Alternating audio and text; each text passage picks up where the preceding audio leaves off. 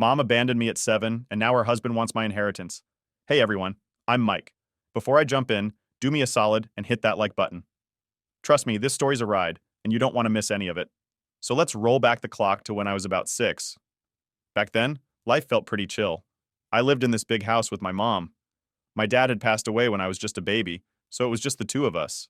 He left me a fat inheritance, but being 6, I didn't really get what that meant. I just knew my mom always seemed to have money, and we lived comfortably. Anyway, one day, out of nowhere, my mom sits me down.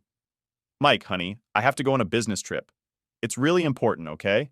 You're going to stay with Uncle Rick for a while. Now, at that age, I wasn't thinking too deep into it. Uncle Rick was the fun uncle, the one who let me watch movies I probably shouldn't have been watching and bought me candy whenever my mom said no. So, in my head, I was like, sweet, this is going to be awesome. She hugged me goodbye, and I remember thinking it'd just be for a few days, maybe a week. I waved her off, smiling, not realizing that'd be the last time I'd see her for a long time. Uncle Rick picked me up, and the first few days were great. We ate pizza, stayed up late watching movies. He even let me play his old video games. It was like this mini vacation, and I didn't have a care in the world. But then, things started to change. Days turned into weeks. I'd ask Uncle Rick when my mom was coming back, and he'd just brush it off. Soon, kiddo, soon. He'd say it with this kind of tired look in his eyes, like he wasn't so sure himself. Weeks turned into months, and that's when I really started to feel it. I'd see other kids at school getting picked up by their parents, and I'd be waiting for Uncle Rick, wondering why it wasn't my mom. I remember one time I asked him again, "When's mom coming back?" And that's when he snapped. It was the first time I ever saw him mad. "Your mom's not coming back, kid," he said, all gruff. "She left you with me, so stop asking." I didn't understand what he meant at the time, but it hurt. Like, I felt this tight knot in my stomach. Why would my mom leave me? What did I do wrong? Living with Uncle Rick went from fun to a nightmare. He started getting annoyed with me over everything. If I left my toys out, he'd yell. If I asked him for help with my homework, he'd sigh like I was the biggest inconvenience ever. He'd say stuff like, "I didn't sign up to babysit some kid, and your mom just dumped you on me." I started to hide out in my room more. I didn't want to make him mad, so I just stayed out of his way. My room became my safe space. I had this small radio I'd listen to, and I'd just draw pictures for hours. It was the only thing that distracted me from everything else going on. Sometimes, I'd try to pretend my mom was just late, that any day now, she'd walk through the door and say, "Surprise, I'm back." But as weeks turned into months, that hope started to fade. There was this one night that really sticks out. I had this stuffed bear my mom gave me, one of those old, worn-out ones with a missing eye. I hugged it close, crying quietly, hoping Uncle Rick wouldn't hear me. I didn't want him to call me a crybaby or tell me to toughen up. But in that moment, I felt so alone. It was like everything I thought I knew about my life just crumbled. It's weird to think a 6-year-old could feel that way, but I did. Things just kept getting worse from there. Uncle Rick's attitude went from annoyed to straight up mean. He'd make comments about how I was eating too much or how I was costing him money. I was just a kid, so I didn't really understand how money worked, but I got the message. I was a burden. I started eating less, even when I was hungry, and tried to keep my room as clean as possible just to avoid any more yelling. But no matter what I did, it was never enough. He'd still get mad, slam doors, and sometimes just leave for hours. I'd be alone, sitting in that big, quiet house, and I'd wonder where my mom was. Was she thinking about me? Did she miss me at all? I remember one time, I found this old family photo album in one of the closets. There were pictures of me as a baby, pictures of my mom smiling and holding me, and even some of my dad. It made me feel, I don't know, like I was seeing a life I didn't remember. I flipped through it, hoping for some kind of clue, some hint about why she left, but all I saw were smiles and happy moments. It didn't make sense. How could someone just walk away from all that? Eventually, I stopped asking about her. I figured if she really cared, she'd be back by now. But she wasn't. So what was the point in holding on to false hope? I decided I had to take care of myself because no one else would. I buried myself in schoolwork. I figured if I couldn't control what was happening at home, I could at least control my grades. I became the quiet kid at school, head down, just doing my work. Teachers started noticing, saying I was gifted, and that I had a lot of potential. I didn't care about all that. I just wanted to keep my head down and survive.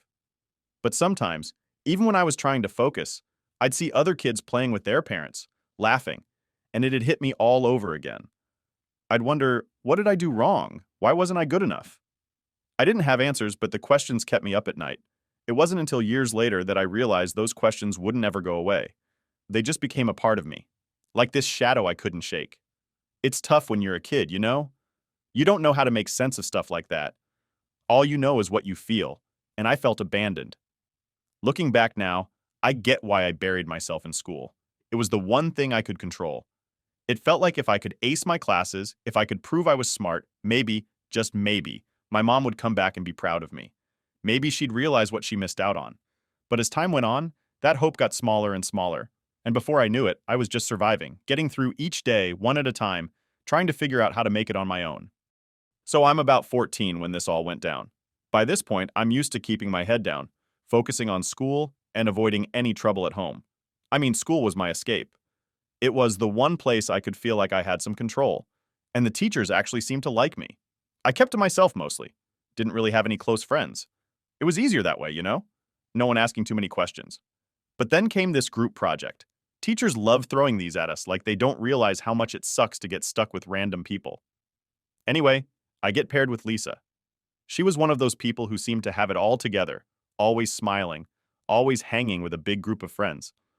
We didn't talk much before that, but suddenly we're partners, and I'm thinking, great, she's gonna think I'm a total weirdo. First time we met up to work on the project, I was all awkward and quiet, but she didn't seem to care. She just chatted away like we'd known each other for years. After a while, I started to loosen up, and we actually got along pretty well. Turns out she was pretty chill and didn't have that stuck-up attitude I expected. Then one day, she asks me if I want to come over to her place to work on the project. I hesitated because honestly, going to other people's houses always felt weird to me. Like, I didn't want anyone to see how different my life was compared to theirs. But Lisa was persistent, and something about her made me want to say yes. So I did. Walking into her house felt like stepping into a whole different world. I mean, her family was like the total opposite of what I was used to. Her mom welcomed me with this big smile, like I was a part of their family already. "Hey Mike, you hungry? I made snacks." She said it so casually, like it was no big deal. But to me, it was.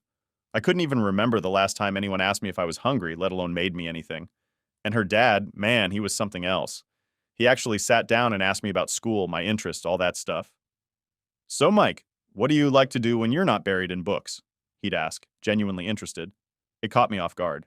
I mean, no one ever really asked me stuff like that. I mumbled some answers, feeling shy and a bit out of place, but they made me feel welcome, like I wasn't some outsider intruding on their lives. Lisa's little brother even came over and showed me his video game collection, insisting we play together. It was such a simple thing, but it meant a lot to me. I realized I had been missing out on all these small moments that other kids probably took for granted. Sitting there, eating homemade cookies and playing video games, it felt like what I imagined a real family was supposed to be like. After that, Lisa and I started hanging out more, even outside of the project. She'd invite me over, and every time, her family treated me the same, like I was welcome there. Her mom would always say, "Mike, you're part of the family now. You don't need an invite, just come over anytime." I'd smile and nod, but inside it was like this warm feeling, like someone actually cared. I tried not to get too attached, though. I mean, it wasn't my family. It was Lisa's. And part of me was scared that if I let myself enjoy it too much, it'd all just disappear, like everything else in my life. But Lisa didn't let me pull away. She'd always be like, "Hey, you're coming over after school, right?" And I couldn't say no. She became my best friend, and her family became this safe place I could go to when things with Uncle Rick got too rough. There was this one day when everything felt different. I had a rough night before. Uncle Rick had gone off on me because I left a light on, and he kept saying stuff like, "You're nothing but trouble. Why couldn't your mom take you with her?" That hit me hard, and I went to school feeling pretty low. I must have looked miserable because Lisa pulled me aside and asked if I was okay. I tried to brush it off, saying I was just tired, but she wasn't buying it. "Mike, you know you can talk to me, right? Whatever's going on, I'm here for you." The way she said it, I could tell she actually meant it. So for the first time, I opened up a little. I didn't spill everything, but I told her enough. How my mom left, how Uncle Rick wasn't exactly thrilled about taking care of me. Lisa listened without interrupting, and when I finished, she just put her hand on my shoulder and said, "Your mom's missing out. You're a great person, and if she can't see that, then that's her loss." It was such a simple thing to say, but it felt like a weight lifted off me. No one had ever said anything like that before. From that point on, Lisa's house felt like a second home. Her parents would always ask how my day was, and her mom would make these dinners that were better than anything I'd ever had at Uncle Rick's. It was like stepping into another universe every time I walked through their front door. I felt safe there, like I could finally relax and just be a kid for a while. But of course, the more time I spent there, the more I noticed just how different my life was. It was hard not to compare. I'd see how Lisa's family interacted, how they joked around, how her parents actually listened to her and supported her, and I'd realize how much I missed out on. I remember thinking, why couldn't my mom be like this? Why did she have to leave? But I kept those thoughts to myself. The last thing I wanted was to seem jealous or ungrateful when they were being so kind to me. I knew I couldn't stay at Lisa's forever, though. Every time I'd leave her house, it was like going back to reality. I'd walk home dreading whatever mood Uncle Rick might be in. Sometimes he wouldn't even be there. He'd be out late doing who knows what. And when he was home, it was like walking on eggshells, trying not to set him off. I started spending more and more time at Lisa's. Her parents didn't seem to mind. If anything, they encouraged it. Mike, you don't need to ask. Just come by anytime you want, her dad would say, giving me this reassuring smile. And I wanted to believe them, but part of me kept waiting for the day they'd get tired of having me around. I mean, why would they want to deal with someone else's kid when they had their own family? But that day never came. In fact, they seemed to go out of their way to make me feel included. One weekend, they even took me along on this family picnic. Lisa's mom packed this huge basket of food, and we all went to this park. It was one of those perfect days where everything just felt right. For a few hours, I forgot about all the stuff going on at home. I laughed, played soccer with Lisa's little brother, and for a moment, I felt like I belonged. That feeling of belonging was something I hadn't felt in years. And honestly, I started craving it. Lisa's family showed me what life could be like if you had people who genuinely cared about you. It gave me this tiny flicker of hope that maybe, just maybe, things could get better. But I knew better than to hold on to hope too tightly. Life had already shown me how quickly things could change, and that's where things stood. I had this second family that I cherished, but deep down, I still felt like an outsider. I was grateful, but there was always this voice in my head reminding me not to get too comfortable. After all, good things didn't usually stick around in my life for long. So I'm 17 at this point, almost done with high school and still spending a lot of time at Lisa's. I'd gotten used to things being a certain way. My routine was solid: school, Lisa's, home, and repeat. But then, out of nowhere, Uncle Rick hits me with some news that stopped me in my tracks. I remember it clearly. It was a Saturday afternoon. I was in my room doing some homework when I heard him yelling from the living room. "Mike, get out here," he shouted. I froze for a second, not sure what to expect. When he called like that, it usually wasn't for anything good, but I dragged myself out there, trying to stay calm. I walk in, and there he is, standing by the door, looking annoyed as usual. "Your mother's back," he says, like he's announcing the weather or something. My heart practically stopped. My mom, after all these years, it didn't feel real. I just stared at him, waiting for him to say it was a joke, but he didn't. "She's outside," he added, sounding fed up. "Go talk to her." I didn't know what to think. Part of me wanted to run out the door, hug her, and ask where she'd been. But the other part of me was pissed. Like after all this time, she just shows up like nothing happened? My hands were shaking as I walked out, and when I saw her, it was like I was looking at a stranger. She looked different. I mean, it had been almost 10 years, so of course she did, but still it was weird seeing her again. She had this guy with her, Jack. He had this big grin plastered on his face like he was trying way too hard. I remember thinking, who the hell is this guy? "Mike, sweetie," my mom said, all teary-eyed, like we were in some kind of reunion movie. "I've missed you so much." She pulled me into this awkward hug, and I stood there, stiff. I didn't hug her back. I mean, what was I supposed to do? Act like everything was fine, like she hadn't just vanished for nearly a decade? When she let go, she introduced me to Jack. "This is my husband," she said, like that was supposed to mean something to me. Jack reached out to shake my hand, and I did it, but I kept my guard up. He had this smile that was too wide, and I felt this gut feeling that something was off. "Hey there, bud. We've heard so much about you," he said, sounding way too friendly. My mom starts going on about how she had to work through some personal issues, and that's why she was gone for so long. I just nodded, feeling numb. Personal issues was supposed to explain everything? That's what she was going with? It didn't add up, but I wasn't about to cause a scene. So I played along, nodded some more, and told her it was good to see her. But inside, it was like this storm was brewing. I felt angry, confused, and honestly hurt. After a few awkward minutes, they asked if they could come in, and I stepped aside, letting them into the house. Uncle Rick was nowhere to be seen. Typical. He probably didn't want to deal with the drama, and I couldn't really blame him for that. We all sat down in the living room, and my mom starts talking about wanting to make things right, about how she regrets everything and how she wants us to be a family again. Jack jumps in, nodding and saying, "We want to be here for you, Mike. We're a family now." It all felt so fake, like they'd rehearsed this speech before coming over. I kept my answers short, playing along, but my mind was racing. I mean, why now? Why show up after all these years? And who was this Jack guy, really? Something wasn't sitting right with me, but I didn't know what to say or how to react. I wasn't a kid anymore. I wasn't going to get all emotional and start crying. I'd learned to keep my guard up. After that day, they started showing up more often. My mom would drop by with homemade meals, spaghetti, casseroles, you name it. Jack tried to get all buddy-buddy, offering to teach me how to build stuff like a real man. I played along, figuring it was easier than fighting back. But every time they left, I'd sit in my room, staring at the wall, trying to make sense of it all. Lisa was the only person I could talk to about it. When I told her my mom was back, she looked surprised, but not exactly happy. "Are you sure this is a good thing?" she asked. I shrugged. "I don't know. I mean, she's my mom." Lisa sighed like she wasn't convinced. "I just don't want to see you get hurt again," she said. I appreciated her looking out for me, but I didn't know what to do. I wanted to believe my mom. I wanted to believe she was really trying to fix things. But the truth was, there was this part of me that didn't trust it. Maybe it was from everything I'd been through or the fact that she'd been gone so long. Whatever it was, I just couldn't shake this feeling that something wasn't right. One day my mom showed up with this gift, a fancy watch. "I know I missed so many birthdays, so I wanted to give you something special," she said, her eyes getting all misty.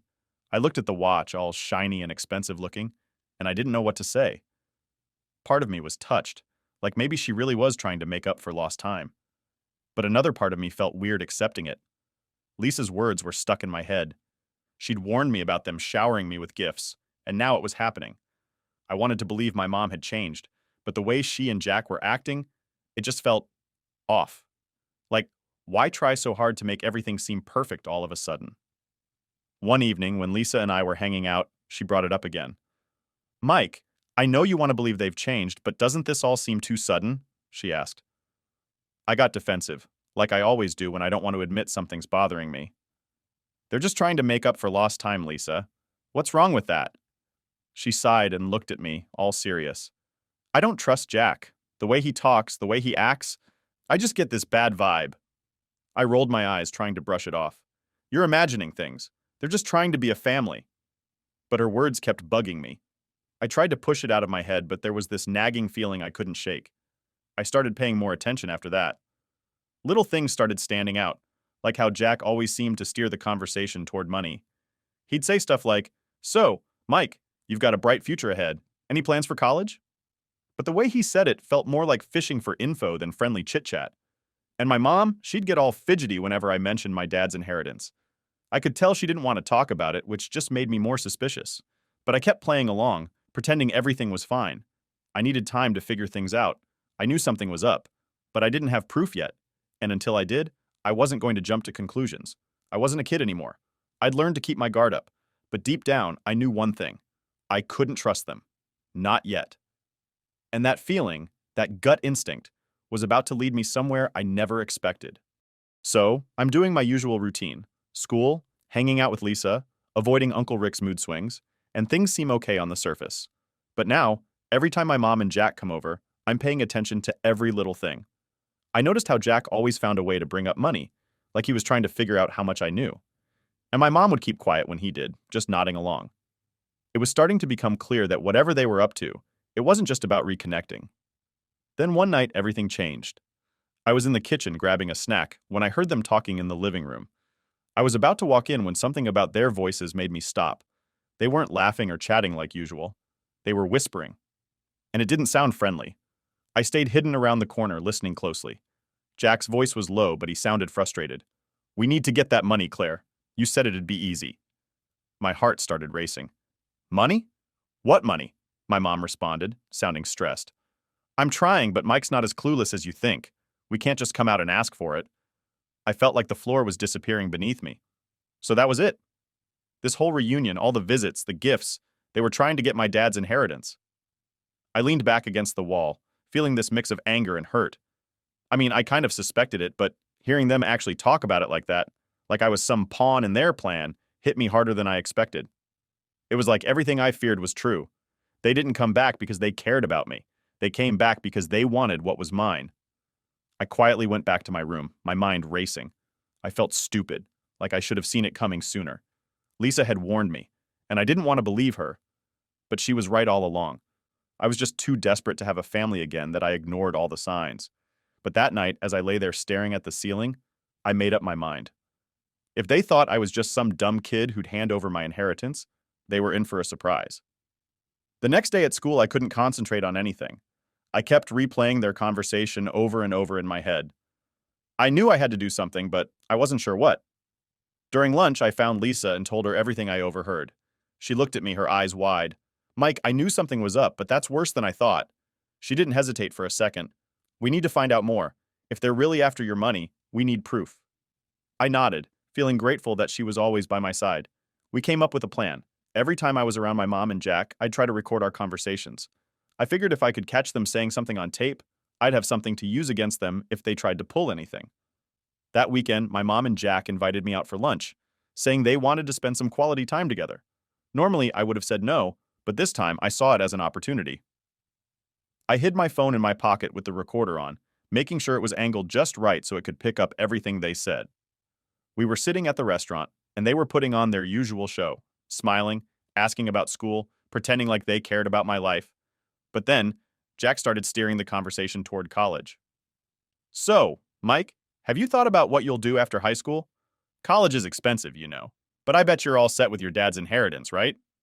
I tried to act casual, shrugging like I didn't really know. I haven't thought much about it, I lied. Jack leaned in a bit, lowering his voice like he was sharing some big secret.